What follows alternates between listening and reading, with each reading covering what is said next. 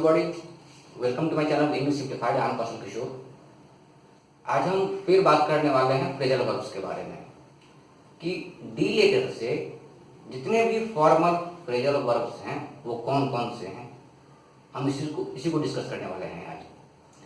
अपने देश में एक बहुत ही पॉपुलर पॉलिटिकल पार्टी है भारतीय जनता पार्टी, बीजेपी।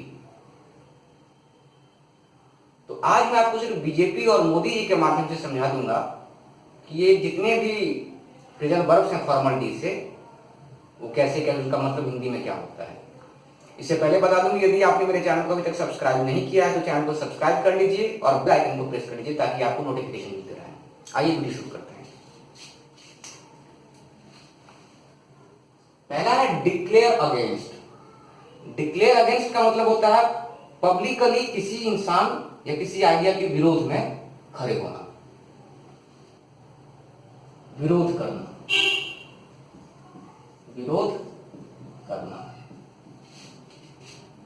ये किसी व्यक्ति के अगेंस्ट हो सकता है, किसी ऑर्गेनाइजेशन के अगेंस्ट है, किसी आइडिया के अगेंस्ट। जैसे इन 2014 BJP declared against dynastic politics. 2014 में बीजेपी ने जो वंशवाद की राजनीति होती है कि किसी पार्टी में मैं जैसे कुछ बना तो उसके बाद मेरा बेटा बनेगा, फिर उसके बाद बनेगा, तो 2014 में इसका बीजेपी ने विरोध किया था, इसके अगेंस्ट में बोला था उसने। Next one is declare for. Declare for का मतलब होता है फेवर में बोलना या फेवर किसी आइडिया को या किसी इंसान को सपोर्ट करना, समर्थन देना जिसको कहते हैं। In 2014, BJP declared for the construction of Ram मंदिर। 2014 में बीजेपी ने कहा था कि यदि हमारी सरकार बनी तो हम अयोध्या में राम मंदिर बनवाएंगे। कर दिया उसने। Third is defer to. Defer to का मतलब होता है झुकना। झुकना मतलब कि सामने वाले की बात को मानना, क्योंकि हम ऐसा मानते हैं कि वो सही कह रहे हैं या हमसे ज्यादा जानते हैं। जैसे every Indian defers to what Modi ji says.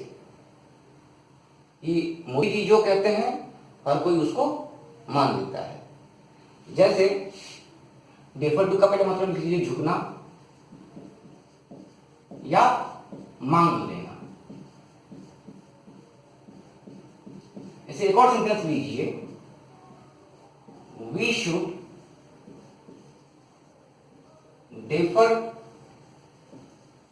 to knowledge,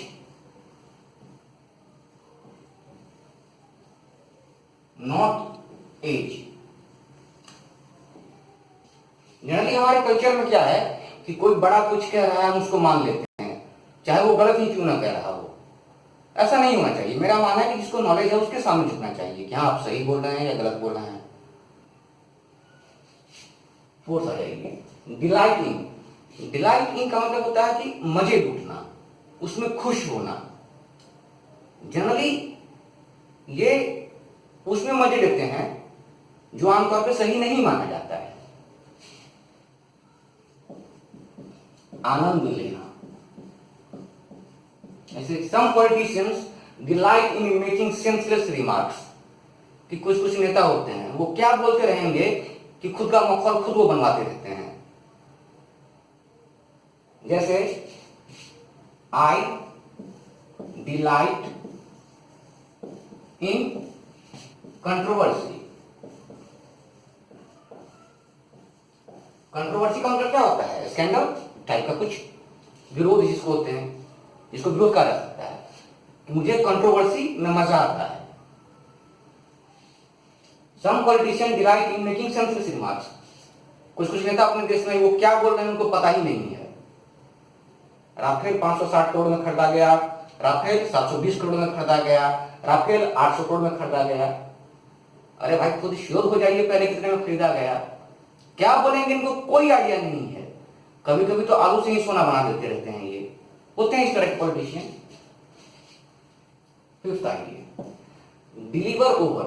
और डिलीवर ओवर का मतलब होता है कि किसी को सुपुर्द करना, सौंपना।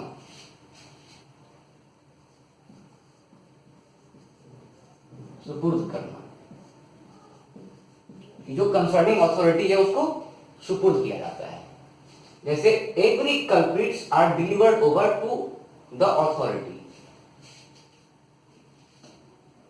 इन इंडिया। आजकल क्या है कि बहुत सारे लोग पैसा ले लेके भाग गए हैं लंदन। अब जो गवर्नमेंट वहां की है वो उनको भेजने वाली है वापस। तो डिलीवर ओवर या मतलब सुपुर्द करना, सौंपना।